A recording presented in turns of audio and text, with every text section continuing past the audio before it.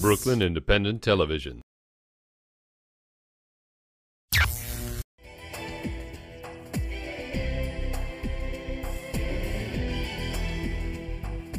Hello and welcome to Brooklyn Elected Officials. I'm Brooklyn Democratic State Leader Robert Cornegy, and today I'm joined by my friend Kenneth Mbonu from Bed-Stuy Development Corporation.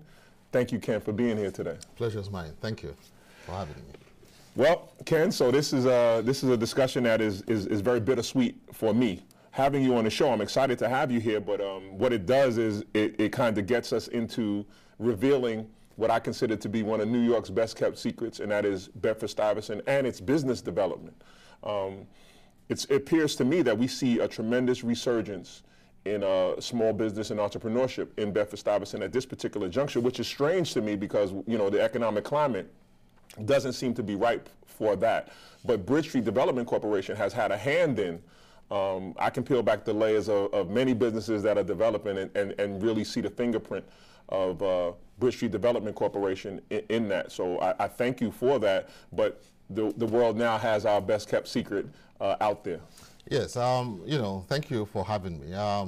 As you know, Bedford-Stuyvesant has, you called it a secret, but it's now going through its own economic change. I call it economic gentrification. We have new entrants coming into the neighborhood that have recognized the strength of the assets we have, the people, the culture, the homes, the businesses and the organizations that make up the strong community called Bedford-Stuyvesant, and want to be part of it. And what we are working hard at Bed-Stuy is making that road, that access seamless, so they come in and they feel comfortable, and also the residents and the businesses that have been part of Bed-Stuy through all that change feel comfortable enough that they now begin to realize that as this change happens, they can also benefit from it, and they begin to position themselves in such a way that it's a healthy marriage for all the participants. It's exciting times for residents of Bedford-Stuyvesant, which I am a very proud resident. And you know, Bed-Stuy has so many proud residents. We know that we get to see Jay-Z and Biggie Smalls and a lot of people who have set a tone for that. But you mentioned something, you mentioned the G word, which a lot of us try to stay away from, and that's gentrification.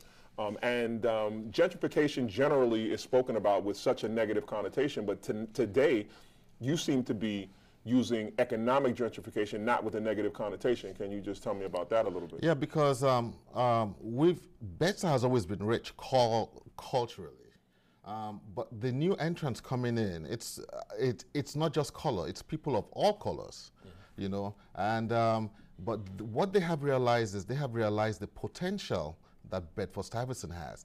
They've looked at the rich assets we have, our lovely brownstones and strong transportation network, and they have said, you know, this is a good place to start a family, to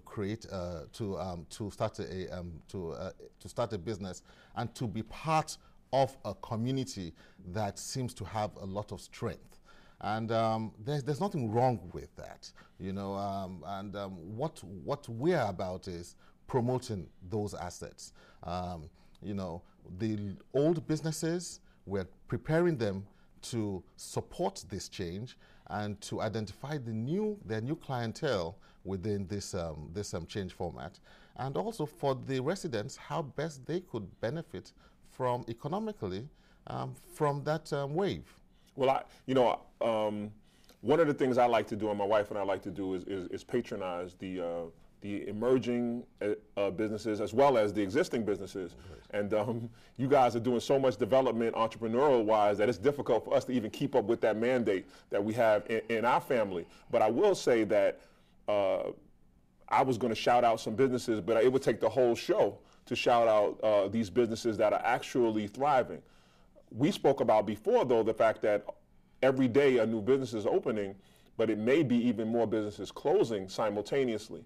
And you alluded to the fact that a lot of that is based on not having sound business plans and things of that nature, and that's technical assistance that's provided by Bed-Stuy. Yes, it is, but it is also a lot of businesses come into the community without trying to figure out what their target market is, and how do they keep that target market engaged. You know, it is not about just opening up a store and leaving the door open between 8 in the morning and whatever 6 o'clock in the evening and think it's just the foot traffic that is going to make you successful. You have to keep them engaged through different social media sites. You have to be in front of your potential clients 24/7. And they are the ones that are going to resonate your image, your business to the rest of the world. So businesses that think in that format seem to have a more lasting delivery than those that still think in the old school fashion. You have to understand that like everything else, change is bound to happen. It's inevitable. But it's your ability to accept it and wrap your arms around it that will make you successful. Well, I know that, so let me just let the world know, in my day job, I actually write policy for the New York City Council on two particular committees. One is aging and the other is veterans. And from that vantage point, I've seen that the mayor and the city council have gotten together and put together this program called Age-Friendly New York. And one of the tenets of Age-Friendly New York is to get businesses to become age-friendly. And two of the small businesses that have been highlighted in the age-friendly project are from Bedford-Stuyvesant. So what that means is they've identified that seniors and the senior demographic are an untapped market, even for as consumers.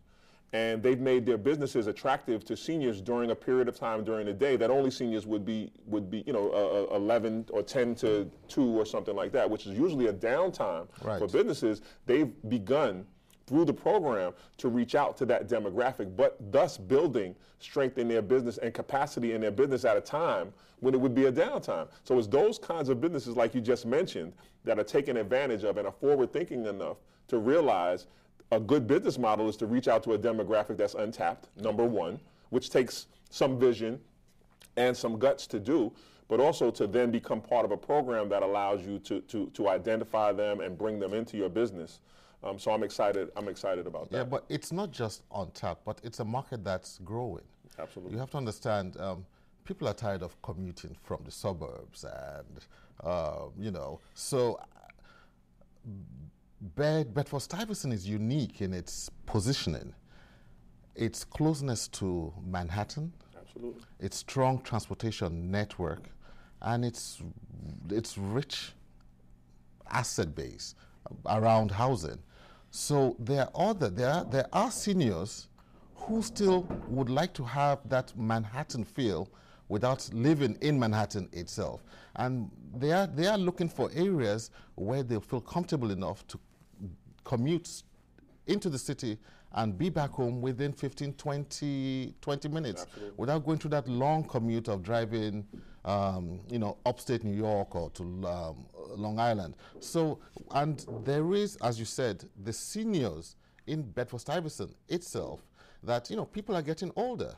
And, it's a way to address and understand that market, because that is the market with a lot of the earning power, and support their needs. Now, conversely to that, we talked about seniors, but right now, Bedford-Stuyvesant is known for being very hot and very sexy. So there are some venues now in Bedford-Stuyvesant that people travel not only from outer parts of Brooklyn, but from Manhattan. I've run into friends who are colleagues on my job in the neighborhood at a local eatery or at a local pub or even out dancing, who I know don't live in the area. So they're actually commuting into Bedford-Stuyvesant to party, which I think is tremendously exciting. And that is how we are trying to get our businesses, our local businesses, to think.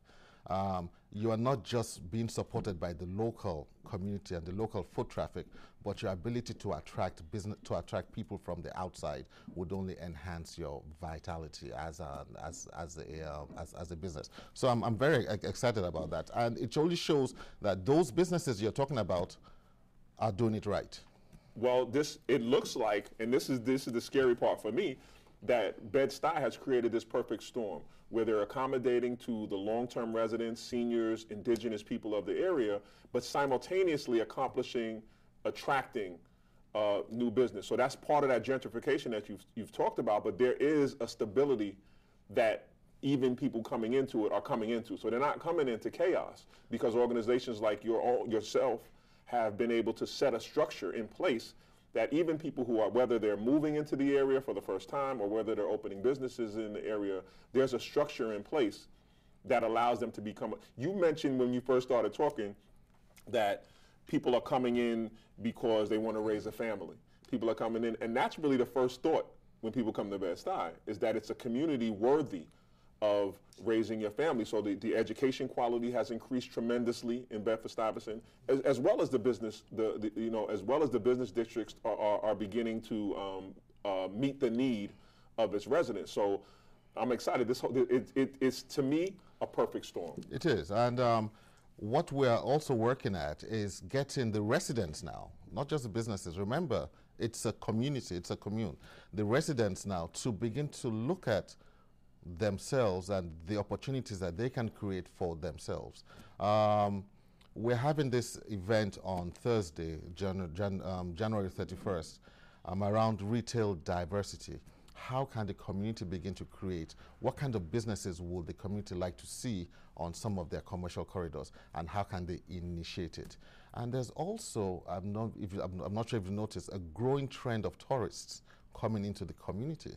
So we're going to be talking about creating or starting a home-based vacation rental business, and the pros and cons. There's a big community against that growing, but what we believe, which you agree with, is anything that can create more revenue dollars for the city of New York is a good thing. Well, I think one of the things that we're beginning to talk about is actually the tourism market, right, as a borough at large, but certainly segmented to rich cultural institutions. Because when people when I visit abroad, I don't want to stay at the resort. I want to go where the culture and experience the culture and diversity that right. area represents. So it's two things. There are tourists that come in that want to go to the resorts and will go into Manhattan, and that's fine. But there are also tourists out there there's an untapped market of tourists that prefer the cultural diversity of New York. I would rather stay in a Bedford-Stuyvesant or some of the other boroughs in locales in Brooklyn, because they want to witness or feel a part of that authenticity. And it's that market that we could try to attract and create. So by working with the hospitality groups here, hopefully we're able to come up with something that can create a viable economic alternative for the city and for the residents in Bedford-Stuyvesant. See, a lot of people don't know that communities like Bedford-Stuyvesant across the country have always been at the vanguard of small business and entrepreneurship, and have always, in tough economic times, found ways to increase their earning potential and use the assets that were present to do that. This is just a continuation of a long tradition of doing that. I'm excited to hear that Bridge Street is taking a lead on this and making sure that any regulatory situations and needs are met as these businesses begin to emerge. I think as a rich, diverse community, hospitality is something that has been innate in our culture. Right. At any given time, in my household, there was always some extra person there visiting, and that dates back to the times that we had to travel and really be insulated as a community when we traveled. Now we're getting to allow people to see the richness and the diversity and have a market for it that can generate revenue, and I think that that's incredibly exciting. So generating revenue in something that is innate in the character of a community makes it a very smooth transition. It does. It does, and it's generating the revenue, but also highlighting the rich culture and history of the community. I mean, one can't go wrong with Absolutely. With that. I'm looking forward to sitting and watching the development of experiencing revenue dollars in the Brooklyn economy, and certainly in the Bedford-Stuyvesant economy, because there's a two-pronged conversation that we can be having. One is about this micro situation as it relates to small business development and growth in Bedford-Stuyvesant, but there's also the macro, which says that we're going to be at the forefront of an industry that not only benefits the immediate community, but also the city and the state Exactly. at large. If we're beginning to see tourism commercials, which I had never seen or didn't see that much growing up. And we went through some very tough times in Bedford-Stuyvesant in the 70s and 80s around the crack epidemic and things of that nature. So to watch the community be revitalized and become a shining example and an asset to the city and the state, I'm excited about that. Yes, and also you have to recognize the fact that this around education, there are quite a few colleges, universities that are putting up shop in Brooklyn. Absolutely. And it's to our advantage to play a supporting role in helping to preserve that educational culture. You have Brooklyn Poly, NYU Poly, you have Pratt, you have Cornell coming in. So, there's going to be a spillover effect. And, the residents and the businesses have to recognize that and prepare for it too. Well, I see that some businesses, and I'm going to mention one business because it's a new business that's opened in the last month.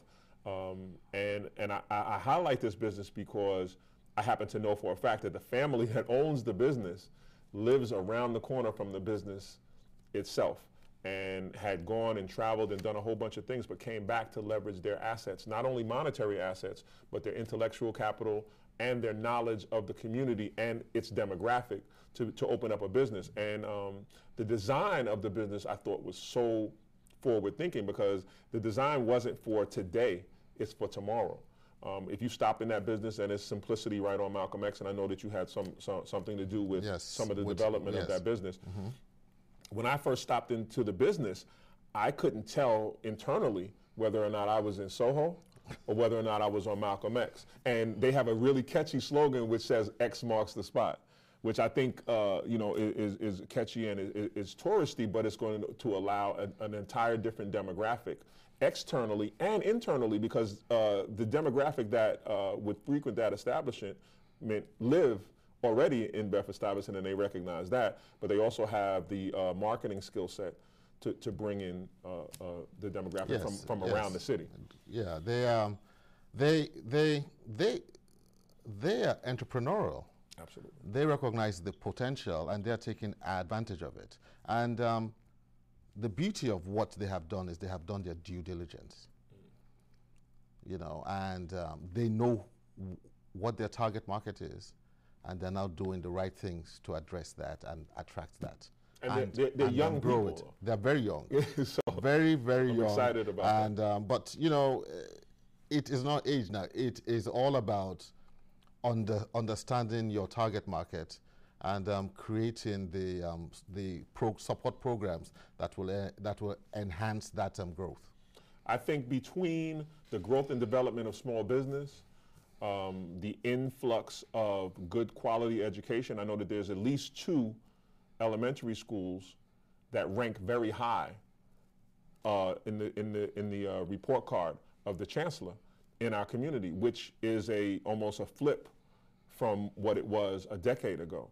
So we're seeing an increase in the educational capacity. We're seeing an increase in the entrepreneurial capacity. We're working to make sure that we keep our institutions intact. There's a big struggle going on as we speak that I'm proud to be a part of, which is working to make sure that Interfaith Hospital remains intact as an anchor institution.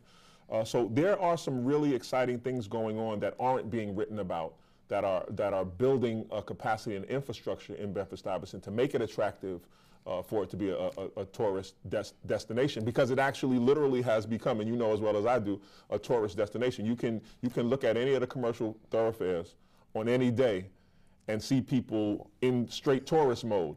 And, so that's exciting. I understand that it's also very scary to some indigenous residents. So I am acutely aware that some people, are taken aback by the fact that, and feel under siege in some instances. Well, I mean, I think that is where organizations like us have to step in and create a comfort zone, and try to make it has to look non-threatening, and think of the economic benefits from it instead of looking at the whatever other issues one might come up with, because at the end of the day, it's a change that is not going to stop. Right. So it's either you are part of the play or you are out of the game, and it's up to us to make sure that the residents and the businesses are part of the game.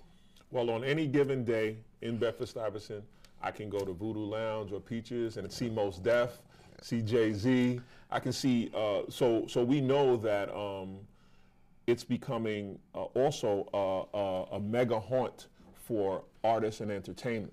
There is a burgeoning artist colony in Bedford-Stuyvesant that I'm excited about. So on any given night or weekend, I can go and hear some of my favorite artists. Jazz. And jazz, Randy Weston is in Bedford-Stuyvesant. Lena Horne is from Bedford-Stuyvesant. So, right. So for once, we're not viewing a community from what it was.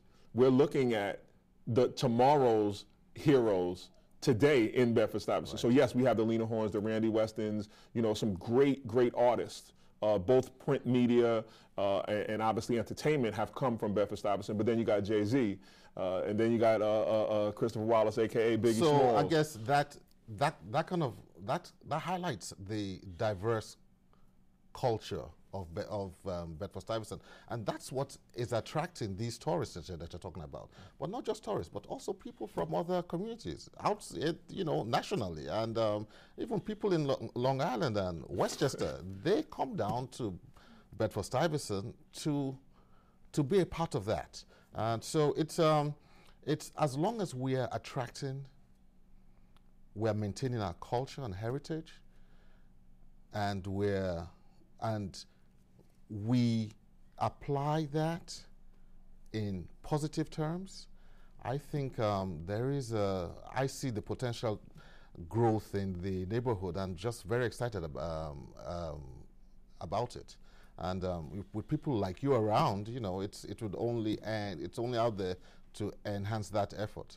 Well, I feel like if I could make up any role or position for myself, I would be the Minister of Culture, and I would keep intact the culture while still having a vision for the future for the community, and keep an artist colony or community alive and well. And I think that's one of the components that we have to be clear on, that is necessary for us to go forward, is to make sure that we have an environment where we have a tremendous environment, a fertile ground for growth and development in business. I'd like to see us continue also to cultivate our artists and to make sure there's a colony or an environment that's conducive to art. And we're running out of time, but the reality is, as far as the school system as a whole is concerned, they've kind of unplugged that opportunity for our young people to be engaged with the arts, right? Yeah. So there's been so many cuts and those kinds of things in education. But Bedford-Stuyvesant makes up for it in so many ways in terms of the programs that are available, ancillary programs that are available within the community as well. We're strong in the affordable housing game, and we've created over 500 units in affordable housing, and we're strong in civic engagements, building merchant association, block association, tenant associations. We have a senior housing facility. And, big shout out to 625 Quincy. We love our seniors over there. So it's BRIC Street and other organizations like BRIC Street play that role, maintaining the economic diversity whereby people can still live in Bedford-Stuyvesant because we have provided affordable housing opportunities for them. So we're looking forward to the growth, and we intend to be part of that change and support it in any way. And thank you again for having us on board. And listen, when I decided that this was something I was going to participate in, my first guest had to be BRIC Street, because I understand the anchor that they're providing for the community in all of those aspects. So we initially talked about, obviously small business and development, and you alluded to the fact that that as another component that strengthens the community, housing is an issue. So providing units at that rate of affordable housing is incredible for people to stay, because the one negative of gentrification is the fact that it drives rental prices up and a lot of other things. So people being able to, you mentioned that we stayed through tough times. And we want to make sure that people have an opportunity to still stay. So BRIC Street Development Corporation and other corporations like that who are committed to making sure that we have affordable housing units available for people to stay and partake while this beauty is going on is incredible. Thank you very much. And then lastly, your civic and social engagement is a component that, from a business standpoint, we may say that doesn't make sense.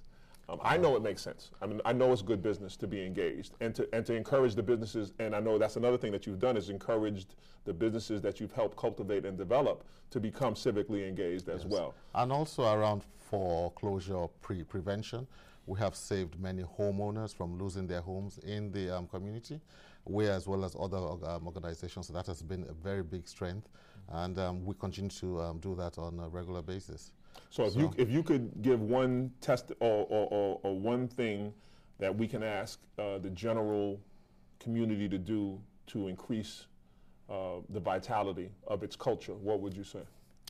I would say, do your due diligence, do your homework, know exactly where you want to locate your business, and try to figure out who lives in a certain 2-3 mile radius around that, and make sure that those are the people that that you hope to attract to your whatever product to buy or support whatever initiative you have. Well, true to form, our time is almost out. Okay. It went way too fast. There were so many other things that I would have loved to cover with you, but I think you covered a lot. I think we've highlighted Bedford-Stuyvesant, and I just like to thank you for coming out. I'd also like to just say we've arrived at the end of this edition of Brooklyn Elected Officials. I'm Democratic State Leader Robert Cornegy, and I'd certainly like to thank my guest and friend Kenneth from BRIC Street Development Corporation for being here. And thank you for watching Brooklyn Elected Officials.